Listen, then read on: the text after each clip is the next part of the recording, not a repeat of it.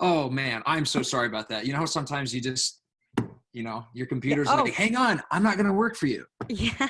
Oh, Like, but I paid for you. today I had so many people on a podcast training webinar and my Zoom kept kicking off. And I'm like, There you go. what? Yeah. Because I was trying to use where I could push it live to YouTube as well and to Facebook. And I'm like on all these other devices. And so I'm like, You're way ahead of me with all that stuff. See, I need to know what you know. Teach me. I will show you. It's once you figure out the nuances, it's not as hard as it looks, but it's harder answering people's questions, I feel like, when they're on the different things. Well, speaking of questions, I don't. Okay, so here's the thing. I don't know if I want this to be. I mean, do you know what Get Marked Up is? Do you know what that is? A little bit, yep. Mm-hmm. Okay, well, I don't know if I want this to be the Choose Happy or a Get Marked Up episode. Because if I do a Choose Happy episode, I got to keep it clean. Okay. But if I do a Get Marked Up episode, okay, all right. Well, I'll tell you what. Since I know we talked about you kind of know the Choose Happy a little bit more, I think. Is that kind of how we reached out? No, I kind of just I've watched a few things a year, so I wouldn't say I would. I'm so sorry to hear that. Yeah, I know either one. I don't know which one I would know more. So okay. So I'm good either way. How's that? Well, I'll tell you what. I think let's do a Choose Happy because this will be like the first one. Okay. And I don't know what you know about the Choose Happy project. I don't know what you know about the Choose Happy audiobook, but I want to know because I originally reached out. I was like, hey, or I think you reached out to me and you're like, I want to share my story. Right. Or you had something. posted on Facebook that said, hey, what is something, why are you and multiple people, whatever, choose happy for that kind of thing. And I think I just replied in the comments. Awesome. All right. Yes. Well, I'm going to do that. So, hey, good morning, Mark M. Smeltzer. Good morning. Good morning, Productions. Hope you're well. I have Stacy Burgess here, and this is the first episode. Let's just do this. Let's just rock it. This is the first episode of the Choose Happy Project. That's it. And this is a clean platform. And so I want to keep, you'd say whatever you want, but I'm going to keep it as clean as possible for me. Okay. And I want to hear about, hey, Stacy, first of all, tell us a little bit about who you are as a person. Okay. Well, I am a 50-year-old single mom with a 21-year-old daughter and a 14-year-old son. And I'm a huge people person. So this whole stay-at-home thing is a huge challenge to me. So I'm trying to stay happy. At the same time for Lent, I gave up soda. So this has been a very, very hard process for me. Super smart, by the way. Super smart. Yes. So I have sold investment homes since 1992, my entire adult life in Florida, Central Florida, primarily to foreign investors and such. I also have a management company, and I've dabbled in the furniture decor end of the same industry. But to tell you the truth, my heart has always been in nonprofit. And I've been involved with many nonprofits as well as had my own. And it's kind of evolved into the point where people now reach out to me in all types of disasters or anything that happens, and, looking for ways that I could either help them or push them in the right direction. And that feeds my soul, and that's what gives me energy and everything else just pays the bills, right? So it sounds like your passion is helping other people in investment real estate. Correct. Yes. I love that. Okay. So I want to know about some of the things that make you happy externally, and then we'll get to the internal later, because as you know, I don't know if you saw the post the other day about, when I said, like, what is something that makes you happy? A lot of people were posting pictures of their dogs, their kids, their jobs, what they do, but nobody was focused on the internal. So first I want to talk about the external with you, and then we'll dig into like what you find, what you like to be happy about yourself of. So let's start externally. What do you like? What makes you happy, Stacy? Oh my gosh. Unfortunately, I like almost everything. So like I said, you're a people person. I'm a people person. I'm a sports person. I love playing, participating, and watching sports. I'm a huge outdoor girl. So hence the reason to live. I'm from California, by the way. Yes, I remember us talking about that a little bit. Yeah, I think when we first connected, I was like, you have such an incredible smile. Oh, thank you. Like it was grossly awesome. Well, hey, my brothers used to quit with the Joker smile. It's like, people are going to think you're insane because like I just smile always. And I'm like, Yeah. Yeah. So, People think you're high all the time. Good I know, morning. it's like, you wish you Hi. had my energy is what people say, you know? That's right. That's So, exactly no, right. external, I'm really family oriented and I love my friends. So Okay. I thrive off of the great things that happen to them. And I'm definitely a person who likes to help somebody. And externally, that's what makes me happy, doing those kind of things.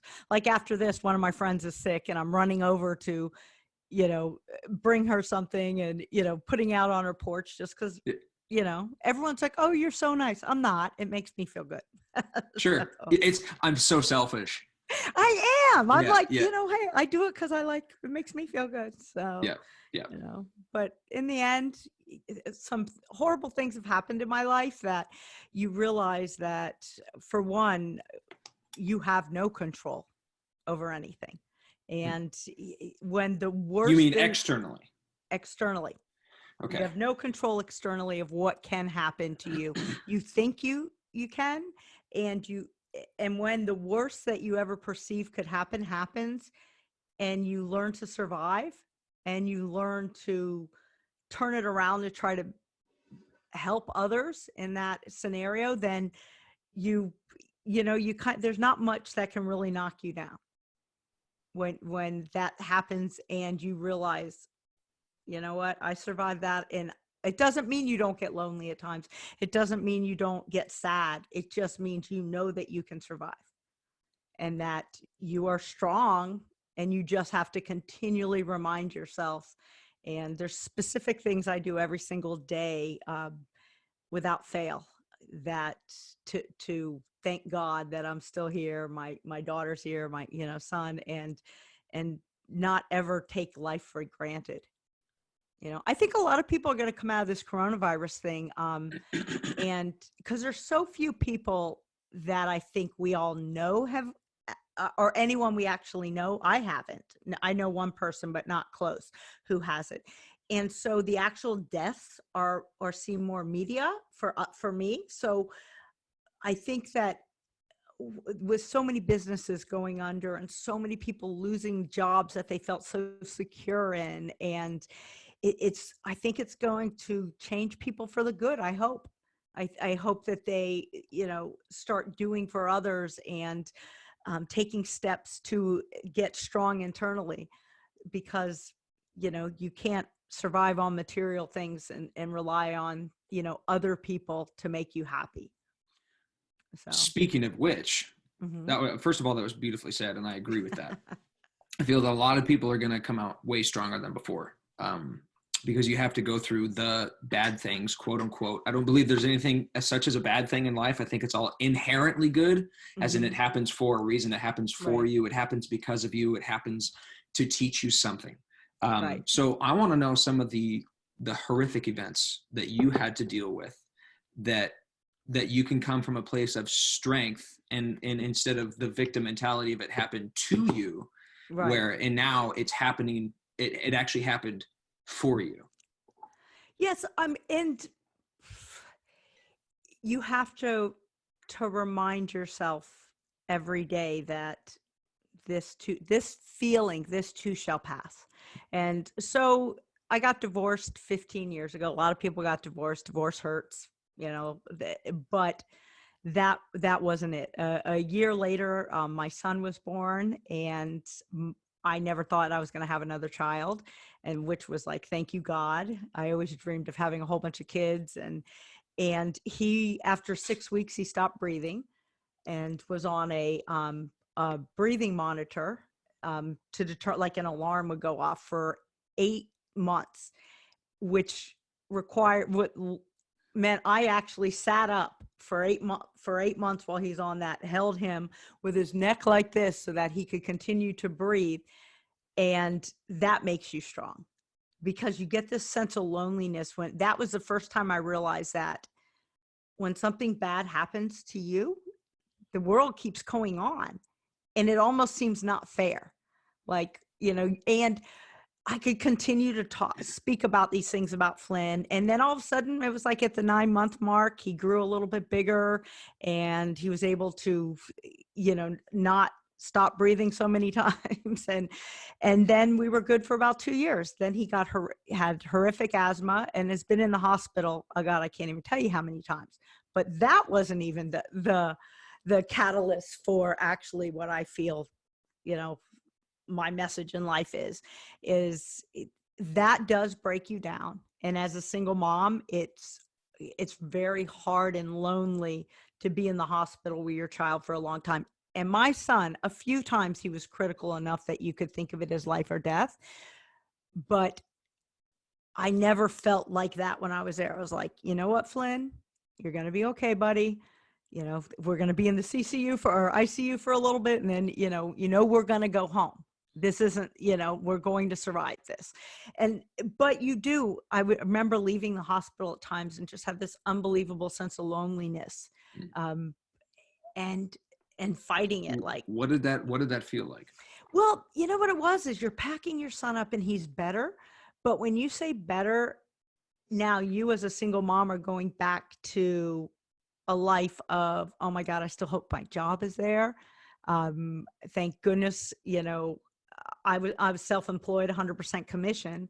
And at the time he really did get sick, I had enough money to actually not freak out about it every time. But then as the years went by, it got to the point where I had no AC for 18 months at my house because I refused to borrow money and my credit cards were maxed out, and having no air condition is a lot of it. I could have asked people for money, but I was like, if I can't pay for it, I'm not going to have it. We will live without this.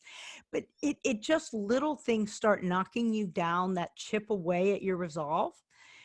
But little things like no AC, right? You go to wash your laundry and the washing machine's flood, just stupid things when you're already stressed to the max and you don't have a partner to rely on. So I think that at that point I realized that, you know what, I don't want my kids to look back and have this stressed out, stress monger mom.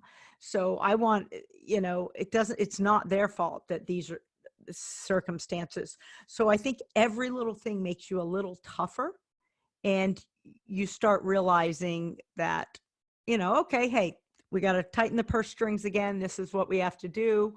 We'll be eating top ramen, not steak. And, I'm not going to have a cleaner at the house, and vacations mean we'll go to Nanny and Grandpa's and go to the beach at their house, but it doesn't mean you have nothing. Right. And then things got good. Flynn was only in the hospital a few times one year. And then 5 years ago, it'll be 5 years next month, my daughter was sold into sex trafficking. So that was the turning point of when I say every parent's worst fear. And an AB student had a horse, her dogs, everything. And she started going on, she went to a girls empowerment Bible study a night. And I was one of the parents who was very diligent about locking down internet and checking the phones and, things like that. And she's my first. My kids are 7 years apart, so she's 7 years older than my son. But one thing that you don't realize as a parent is that when your child leaves the house, all those safety precautions that you put out there are gone. They can get in Wi-Fi anywhere. And so her and her friends were on the Kicks app and met these guys on the Kicks app. And she thought she was speaking to a junior in high school running back for a running back, a football player, whatever, and he sent her pictures, she sent pictures, and it was love, how for teenagers, love comes within about 3 days, I'm assuming. So that spiraled into him being a full-grown convicted pedophile who convinced her to send pictures of herself. And she sent the pictures at the time thinking he was a 17-year-old. And then he ended up selling her on this thing called Backpage on the internet. Three additional men besides the man who bought her. And, when you wake up one morning and you think your daughter's at school, it's a very long story. We're actually making a documentary now because it's the first time. It's taken 5 years to get strong enough to what is the hope in this story? Because that's, it's like it's so many people, will you come talk to our church? Will you talk to this organization? And for so long I couldn't, because I didn't feel there was hope. Because there was no hope in how could you prevent it other than education for your child. But I did educate my child, Let me ask you. So, Well, I want to know is that's obviously a very traumatic thing to have to go through. But instead of mainly focusing on educating the child, which is great, how can we educate the men and women and people that are older people don't know what they don't know. Correct. However, at the same time, there is a societal norm where we can teach to say, hey, kidnapping and selling people is not the way to go, and here are the reasons as to why. Right. How can we share the message with the pedophile community and with the community? It's all misunderstanding is what it is. They're not getting you and you're not getting them. And so there's that disconnect. So how can we create that connection to say, hey, this is why we think it's wrong? How can we teach them about this? I think that at this stage, I don't even have an answer for that. But what the education aspect is for other adults is when people hear sex trafficking, they think, oh, little girls or boys from Mexico, an international type thing, where it truly is happening here. And people don't realize, like, Orlando's number 2 in the United States, with Vegas being 1. Wow. And that's because the amount of people who come here. So a lot of that is training people to what to see. And it is a little stereotyping. It's like, why are these 3 blonde hair, blue eye little girls with maybe a Hispanic, whatever, a different culture band who obviously you can see, and there's something wrong with that. Like when they're in a convenience store, things like that. So we started what is called the Green Hand Project. And it is Say it again. The Green Hand Project. Green Hand project. Yeah. So what that is being able to educate businesses and set up safeguards in where if a victim of sex trafficking or someone who witnesses something, if they see in the window it's an image of a green hand, they know that those people have been trained and there's a number to call. Because it's scary for a sex trafficked victim to actually think of leaving, because they're like, well, what, they weren't, some of them are shackled and this, but what they do is they get them hooked on drugs. And so then these kids start doing the things that was done to them because they want victim becomes perpetrator. Correct. So with that, it's, training people of what to look. If if you're a traveler and you travel a lot and you're in a hotel and, I followed this van for a couple months and saw it park right outside of a hotel, and these cute little girls getting out and a couple boys, and the girls are dressed like hoochie mamas, but they're about 12 years old. And there was no question they were 12 years old. I do realize that there are a lot of kids who look older than they do, but the guy didn't park the van. He pulled right up in valet. He just put it there. He tipped the valet guy. Valet guy never left the van. The girls walked up, went to an elevator, went to someone's room, came back down. The guy was just sitting there on his phone. And somebody in that hotel knows what's going on. And so it's, fighting for tougher, laws and consequences. Well, let me ask you a question. Mm-hmm. I'm gonna be devil's advocate here, because mm-hmm. that's what the Choose Happy Project is all about. It's all about, experiencing and doing and trying and exercising your mind and questioning. What is people are going to judge me for this, but what is so bad about that preference of that person in that hotel? Because that is a child whose mind is not adult. It is not, they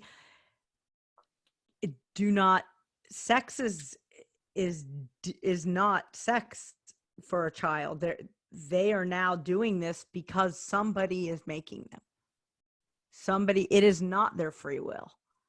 There's no 9 and 10-year-old who wants to have sex with a grown man or a grown woman. And the way that they go about it is to actually groom these kids and things. And it's all different scenarios. It's where they do take them off the streets from foster care and stuff. But a lot of them, like my daughter, she thought she met a 17-year-old. She sent pictures of herself. Then they had that as saying, like, we'll tell your parents if you don't send us more pictures, because they use these pictures to sell her.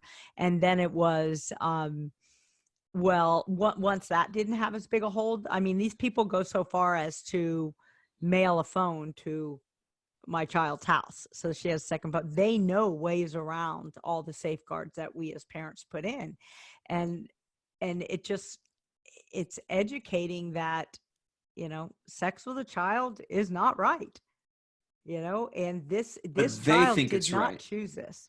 Yeah It's so interesting even if you look at a lot of the interviews with pedophiles who are in jail and stuff, they know it's not. That's their choice. They know that it's wrong. But they say, well, but I love them. Yeah, sure. But that's not what's happening in sex trafficking. Sex trafficking has now surpassed arms and drugs, and it teeters between the number one black market profitability thing. So now sex trafficking is a business. Each child has $1 for the sex trafficker has a price tag of $300,000. That's how much they can get per child by time the child's used up. Wow. So see, I didn't know that this conversation would go this way, but I'm glad that it no, because that's what the Choose Happy Project's all about, is saying, hey, bring awareness to certain subjects, especially that's why I love asking questions, because I don't know these things. Right. And people don't know what they don't know what they don't know. Well, they don't. And that's it. And it's like in our community and it was such a huge wow, because we're middle class. Even though I'm divorced, my daughter's father is very active in her life. There was no weird things, that happened at home. It wasn't someone I brought into the home, that kind of thing. So, but what I also realized when this happened, and the story of getting her back was unbelievable, but is that, of course, you always hear, well, when something bad comes, you learn who your friends are. But people were scared. They were scared, and they wanted to think there has to be more to the story. There has to be, because if there's not more to the story, then that can happen to my family. And that's a powerful motivator, fear. It is. And so, people distance themselves and they want to think, well, there has to be more. There wasn't. And the man who sold her was caught, and the man who bought her and subsequently raped her and stabbed her was caught and convicted. And so it's a long road of healing. I'm not healed by any means. I get my strength in trying to do good, because to me that can be the only reason that this happened, is if I can, in my mind, turn this around and help prevent this, and maybe get some new laws on the books that have more stringent consequences, not just for the sex trafficker, but for the people who do look away, but also start advocating for, my daughter never came back. Even though we got her back, she never came back. The 15-year-old girl walked out the door, never came home. So it's learning to live with a new version of your child. And but people, they're like, well, you seem to be doing okay. And we all have our demons, right? We do, we have things that keep us up at night, or things that don't allow me to go to sleep at night. All the what ifs. But I learned a long time ago, if I'm going to survive this and be the mom I want to be to my daughter, as well as my 14-year-old son now, he was only, it was 5 years ago, so he was only 9 when this happened. I didn't want his life to be tainted and marred by this. He can grow and know that there is bad out there, because, I think a lot of us, we try to shield our kids, even though we teach them stranger danger and we teach them this. Deep down, we do shield our kids from the boogeyman, and we place an image, a misconstrued image of what the boogeyman is, when actually the boogeyman could look just like you, or me, or anybody. And so I decided, when my daughter came, when we got her back, and after years of therapy and things that didn't work, really, to tell you the truth, but maybe they did because she's alive, but I didn't want my son to lose his childhood over this.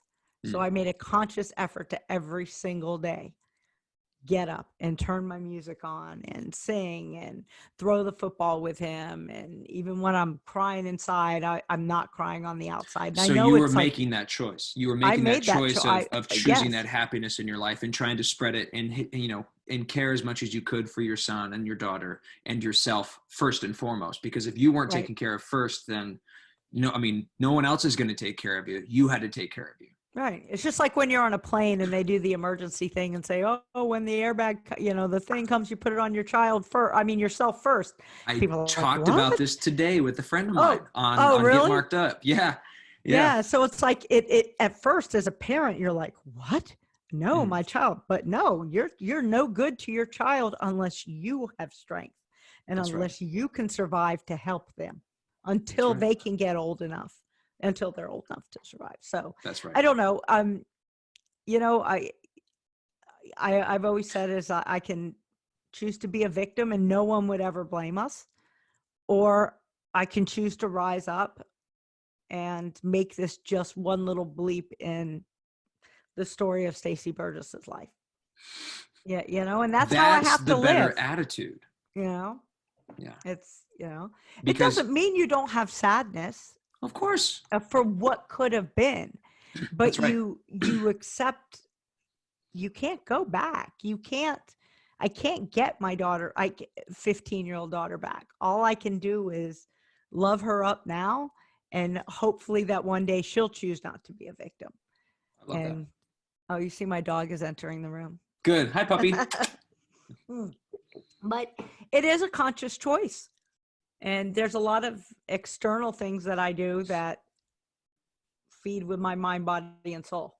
Well, that's what I want to kind of harp on for just a minute here, and then I want to wrap this up. Is some of the reason why I wrote the Choose Happy Project is, and the booklet and started the Choose Happy Project, is because of actionable steps. The how to, and also, because the why is what you're going to make it.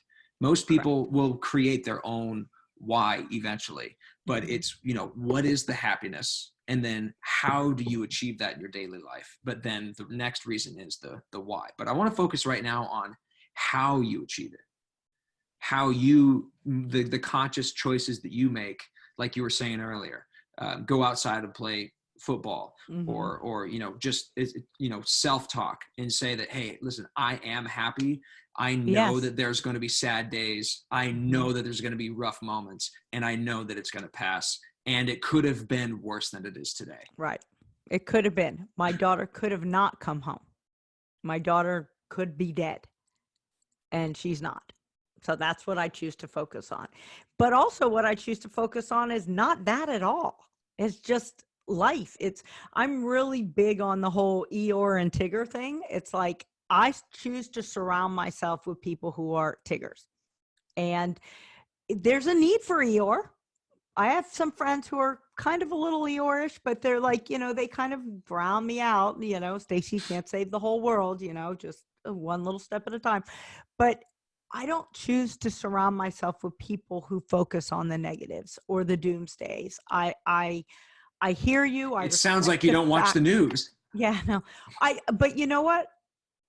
I look for the people who are helping. I look for the people who are, and when I'm looking at the news and I'm seeing all this things, I'm like, oh my, okay, so all these people lost their jobs. I need to get on the internet and see who needs food. I need to get my people who are blessed to have money to donate some food. And what can we do? It's a perception because we're all hearing the same thing, right? Mm-hmm. But what are we doing about it? And you don't even have to take action. It's just how you perceive it. Are you going to look at all the death rate, or are you going to focus on the fact that, wow, look at all these people who came out of retirement and went in where there's this deadly thing and are helping people? That's right. There is good in everybody, and I choose to only see the good, and remove myself from the people who I don't feel, who I am not comfortable with the choices that they make in life. Those are their choices. And that obviously is how they want to live their life, but that is not how I choose to live my life.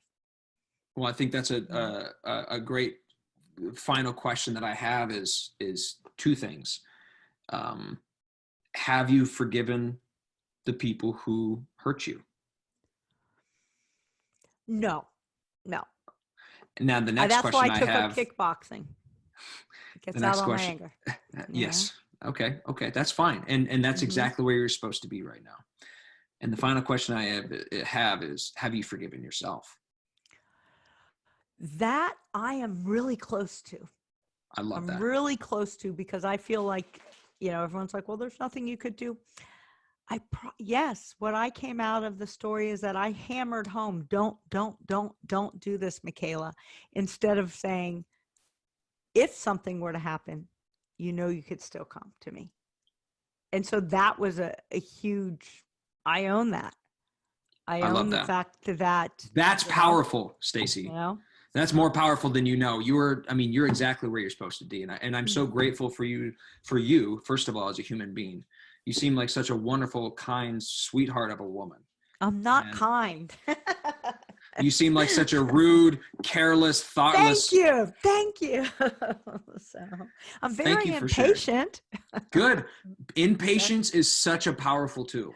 I'm super impatient. I'm like, be impatient for good things. Yeah. Absolutely. Thank you again for, go ahead. Yeah, no, I was just going to say, it's like, choosing happiness is truly a choice, and you have to make that choice.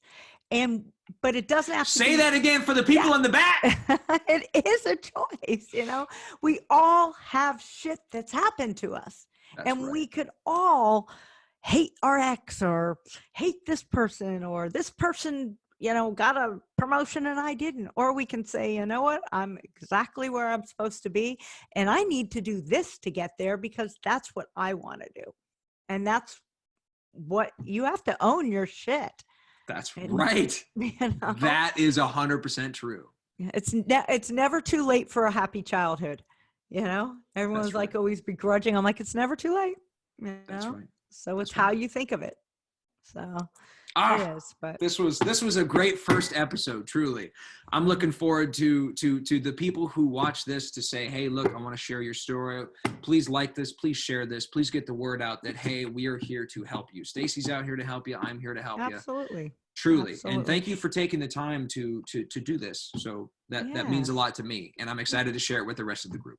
Fantastic. All right. I will send you the recording. That sounds great. Oh yeah. Yeah. We forgot to say that. Oh, hey, I messed up and didn't have enough space on my computer. You could just cut that out. I'll teach you some things on the Zoom. I've now become like the Zoom queen. There you go. I'd love that. I used to be tech savvy. What happened? No. Well, you know what? It's constantly evolving, and every day it's like, I think, oh, well, I do it this way. I'm like, that's old school now. So. Did you get your copy of the free book? I did not. I've only been. I went on Facebook and I saw your post. I was like, oh, I need to do that. So no big deal. Absolutely. Good. Well, I'm glad. I can't wait to read it. Yeah, this is going to be fun. Thank you for watching. Thank you for sharing your story. I appreciate you very much. All right. Until next time, my friend. Take care. Ciao. Good morning.